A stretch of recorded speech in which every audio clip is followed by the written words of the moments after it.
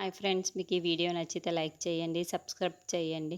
దీప జోష్న వాళ్ళ తాత దగ్గరికి వచ్చి జోష్నకి కార్తిక్ బాబుకి ఎలాగైనా పెళ్లి చెయ్యండి బాబు అని చెప్పేసి బ్రతిమిలాడుతూ ఉంటుంది. ఆ మాటలు వినగానే అక్కడున్న వాళ్ళ తాతయ్య అయితే అది ఎప్పటికీ జరగదు, ఎందుకంటే నేను అన్ని ఆలోచించే నిర్ణయం తీసుకున్నాను, ఆ పెళ్ళి ఎట్టి పరిస్థితుల్లో జరగదు అని చెప్పేసి అంటూ ఉంటాడు. ఆ మాటలు వినగానే అక్కడున్న ఆ పెళ్ళి ఎప్పటి పరిస్థితుల్లోనూ జరగదు అని చెప్పేసి అంటూ ఉంటాడు.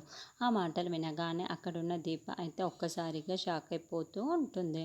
అదేంటి బాపు, మీరే కదా ముందు పెళ్ళి చేస్తానని మాటిచ్చారు, ఇప్పుడు చెయ్యను అంటే వాళ్ళ మనసులు బాధపడవా? జోష్న ఎంత బాధపడుతుందో మీకేం తెలుసు అని చెప్పేసి అంటూ ఉంటుంది. ఆ మాటలు వినగానే అక్కడున్న వాళ్ళ తాతయ్య అయితే అలా కొన్ని రోజులు బాధపడుతుంది, మళ్ళీ తన్ని సర్దుకపోతుంది. అందుకే ఎలాగైనా సరే ఈ పెళ్ళి జరగదు అని చెప్పేసి అక్కడి నుండి వెళ్ళిపోతూ ఉంటాడు.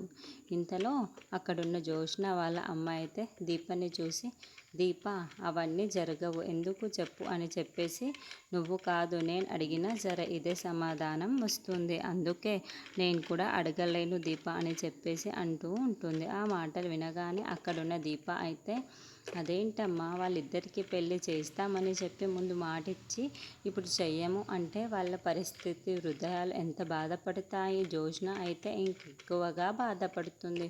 మీకు ఈయనంత వరకు మీరు ట్రై చేయండి, నేను కూడా నాకు అయినంత వరకు నేను ట్రై చేస్తాను, ఎలాగైనా సరే వాళ్ళిద్దరికీ పెళ్ళి అయ్యే విధంగా చూసుకుందాము అని చెప్పేసి చెప్తూ వెళ్ళిపోతూ ఉంటుంది. అది చూడగానే అక్కడున్న జోష్న వాళ్ళ అమ్మ అయితే, అది ఎప్పటికీ జరగదు దీప, ఎందుకంటే వాళ్ళు మనసులు మార్చుకోరు, ఒకసారి నిర్ణయం తీసుకున్నారు అంటే మామయ్య అది ఖచ్చితంగా చెయ్యాల్సిందే, అది ఎలాగైనా సరే జరుగుతుంది, వాళ్ళిద్దరికీ పెళ్ళి మాత్రం జరగదు అని చెప్పేసి అంటూ ఉంటుంది.